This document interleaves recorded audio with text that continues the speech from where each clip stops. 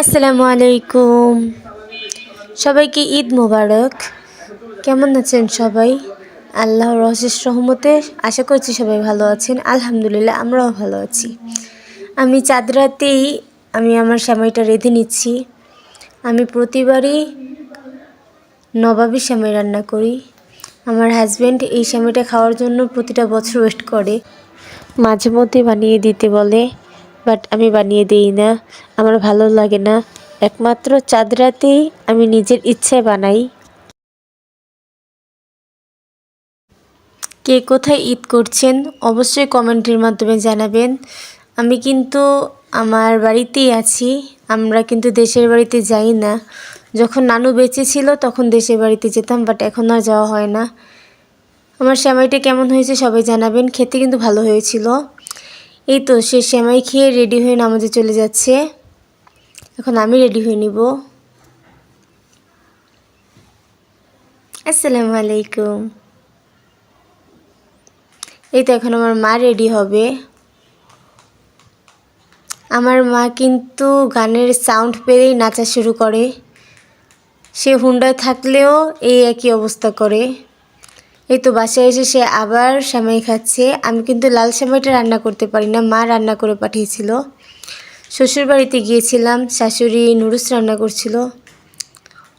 আর এখানে আমার ভাসুর ফুচকা এনেছিল, বাট ফুচকা ভিডিও করতে ভুলে গেছি।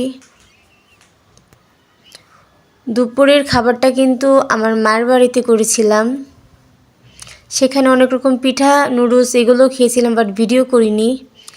সন্ধ্যার আগ মুহূর্তে আমরা শহীদ মিনার গিয়েছিলাম।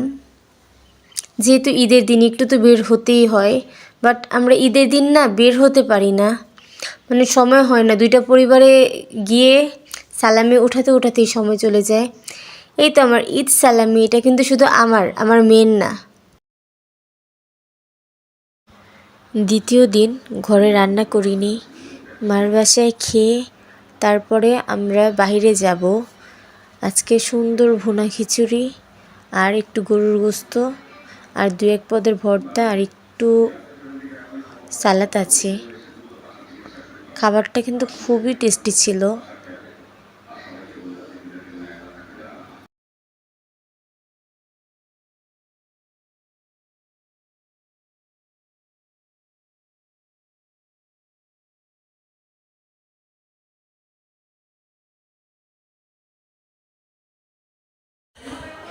ঈদের দ্বিতীয় দিন গিয়েছিলাম নব থিয়েটারে।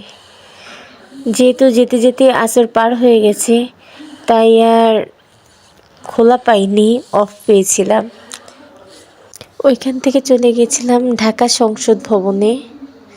সেখানে মেলা বসেছে, অনেক মানুষজন। বাসায় আসার পর তার মেয়ের জন্য টুকিটাকি খাবার এনেছে। মেয়ে নাকি বাইরে কিছুই খেতে পারেনি, আমরা তো খেয়েছি। তাই আজকের ভিডিওটা এতটুকুই। আসসালামু আলাইকুম।